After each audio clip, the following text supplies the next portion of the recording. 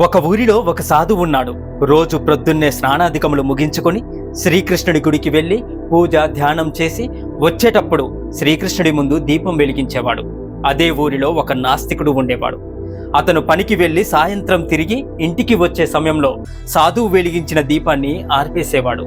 దీనిని చూసిన సాధువు, అలా చేయకూడదు నాయనా అని అనేక విధాలుగా చెప్పినప్పటికీ నాస్తికుడు మారలేదు. నీ దేవుడే ఉంటే తానే స్వయంగా వచ్చి నన్ను అడ్డుకోవాలి కదా అని వాదించేవాడు నాస్తికుడు. ఒకరోజు జోరుగా వర్షం కురుస్తుంది.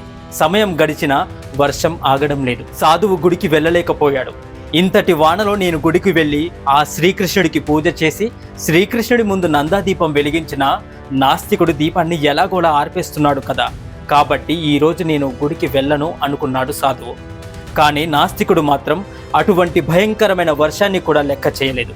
నిత్యం సాధువు దేవుని ముందు దీపాన్ని వెలిగిస్తాడు, నేను నిత్యం నా నియమం తప్పకుండా దానిని ఆర్పేస్తాను అని ఆలోచనలో ఆ జోరు వానలో కూడా గుడికి చేరుకున్నాడు.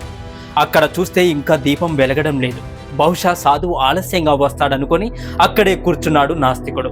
కానీ ఎంతసేపైనా సాధువు రాకపోవడంతో నాస్తికుడికి కోపం వచ్చింది.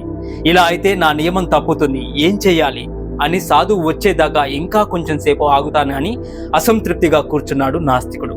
పూర్తిగా చీకటి పడింది. వర్షం ఆగే సూచనలు ఏవీ కనిపిస్తలేవు. అప్పుడు నాస్తికుడు ఒక నిర్ణయం తీసుకున్నాడు. సాధువు రాకపోయినా నా నియమం తప్పే ప్రసక్తే లేదు, నేనే శ్రీకృష్ణుడి ముందు దీపాన్ని వెలిగించి ఆర్పేస్తాను అంటూ గుడి లోపలికి వెళ్ళి శ్రీకృష్ణుడి ముందు దీపాన్ని వెలిగించాడు. కానీ అప్పుడు ఒక అద్భుతం జరిగింది. గుడిలోన గంటలు వాటంతటవే మ్రోగాయి. శ్రీకృష్ణ పరమాత్ముడు అక్కడ ప్రత్యక్షమయ్యాడు. ఆ సాధువులో లేని శ్రద్ధ నీలో ఉన్నది భక్త, అందుకే నేనొచ్చాను అన్నాడు శ్రీకృష్ణుడు. నాస్తికుడు పరమాత్మ పాదాలపై పడి శరణు వేడుకున్నాడు. పరమ భక్తునిగా మారిపోయాడు. హరే కృష్ణ. మీకు ఈ వీడియో నచ్చితే హరే కృష్ణ అని కమెంట్ చేయండి. Please do subscribe.